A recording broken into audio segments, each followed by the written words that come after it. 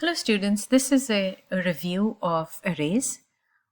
You would have done an introduction to arrays in your CISP 301 class.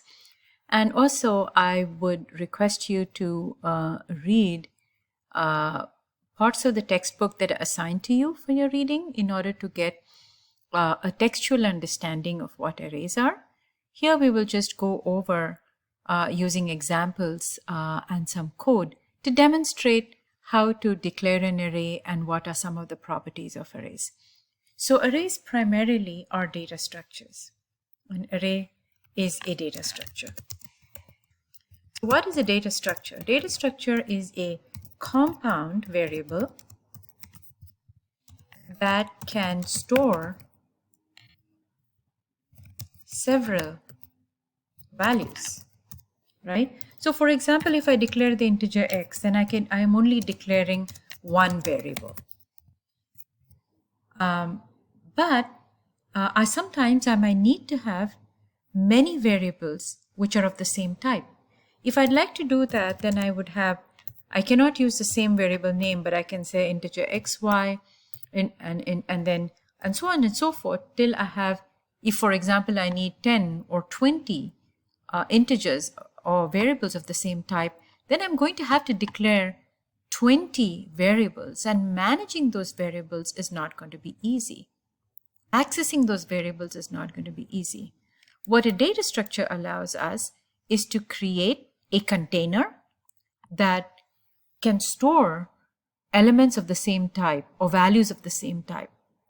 And that's what an array is. It allows us to create a container that contains values of the same type, and this is stored inside the array. And as you can see here, I have declared, this is the way to declare an array. The name of the array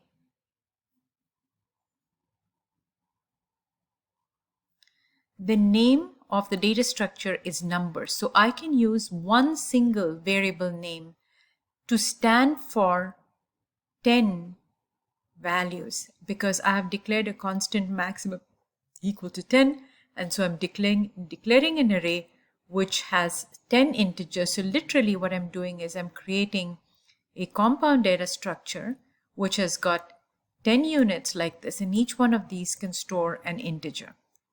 As opposed to if I just said integer n and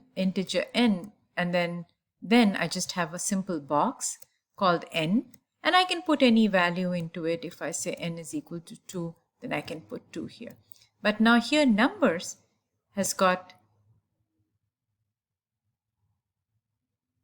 the name of this array which can store 10 integers. But how do I access these integers inside this big box here? How can I this just like a pillbox? How can I access each of the individual compartments of this box? And that's by using indexing. So what I would do is I will give a number to each of these pillboxes here and say this is 0, 1, 2, 3, 4, 5, 6, and then I'm going to say 7, 8, and 9. And I'm going to stop at 9.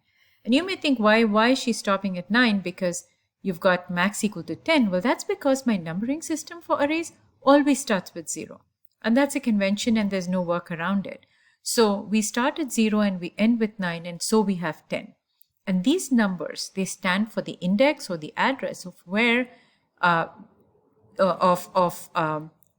where each unit is inside the array. So for example, at position 0, I might have the number 7, and then I might have the number 2, I have the number -1 and 4, and so on. And as you can see, as long as these are integers, we can store them inside this array. These numbers are stored in a sequence. So 7 is the leftmost, and maybe 100 is the rightmost here. And if I would like to access the first element of the array, then the index of the first element is 0. So first element is actually at position 0. because position 0 is the first position. And therefore, if I would like to access this number 7, then what I can say is the name of the array followed in square brackets by the index position. So because 0 is the first position, I say number 0, and that is going to be equal to 7. If I would like to change this, now remember this is a comparison, this is a true statement. Number 0 is equal to 7. If I'd like to change the value and make it 87, then what I say is number 0 is, I'm just going to use the eraser here and say, because everything is getting a little, if I'd like to, then I can say that numbers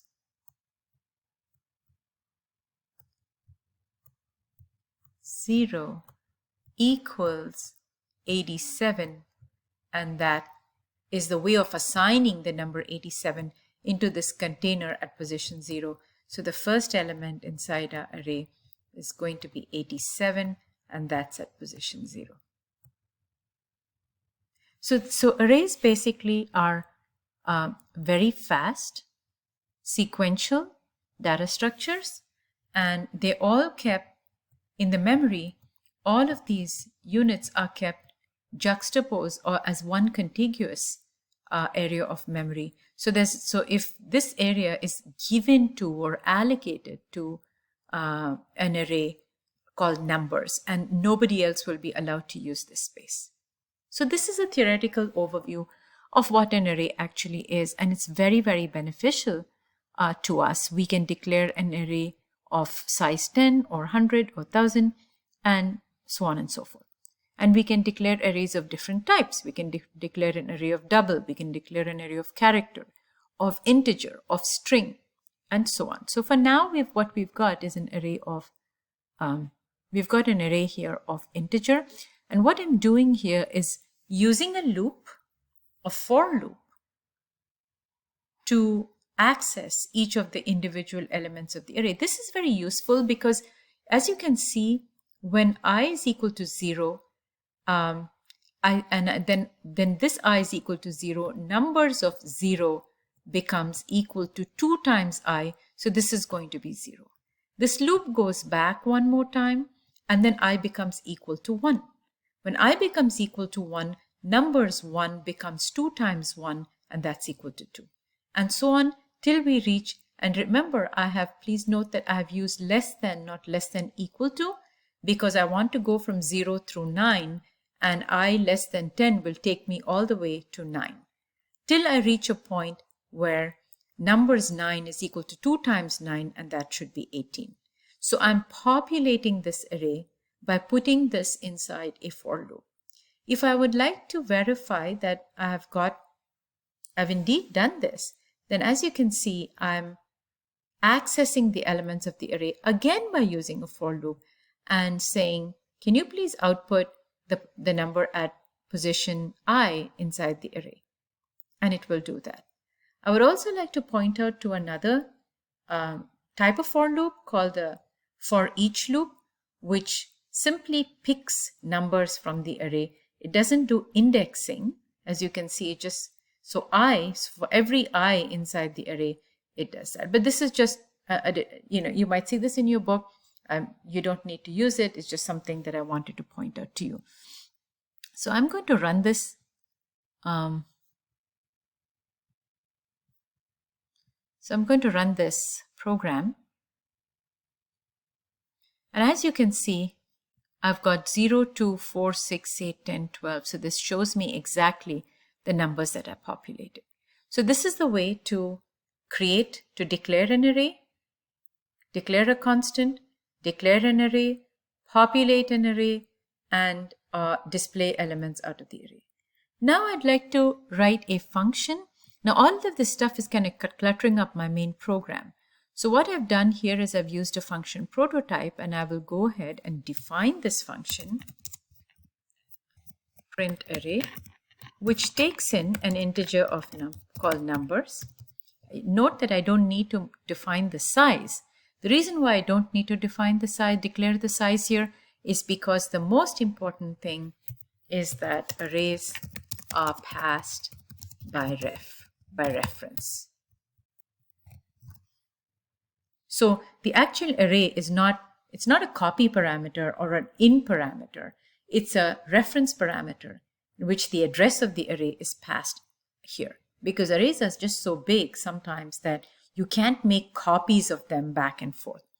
So that's an important piece of concept here. So here what I would like to do is I would like to pick this code here and just going to delete this because it might not be. So here, so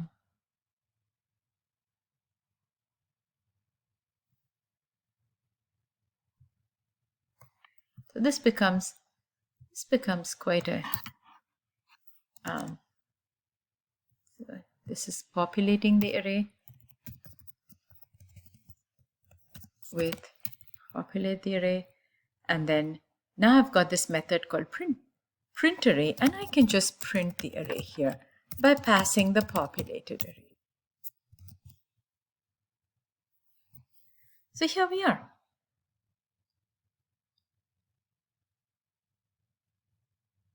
So this prints my array for me. Now I'd like to demonstrate to you how to use a method to change the elements inside the array. So far I've got even numbers. What I might want to do is convert this to odd numbers. So let's say odd array, which takes in, right, takes in an array of even numbers and converts them to odd numbers. So this is what my odd array does, and I would like to declare this function like this and say that for integer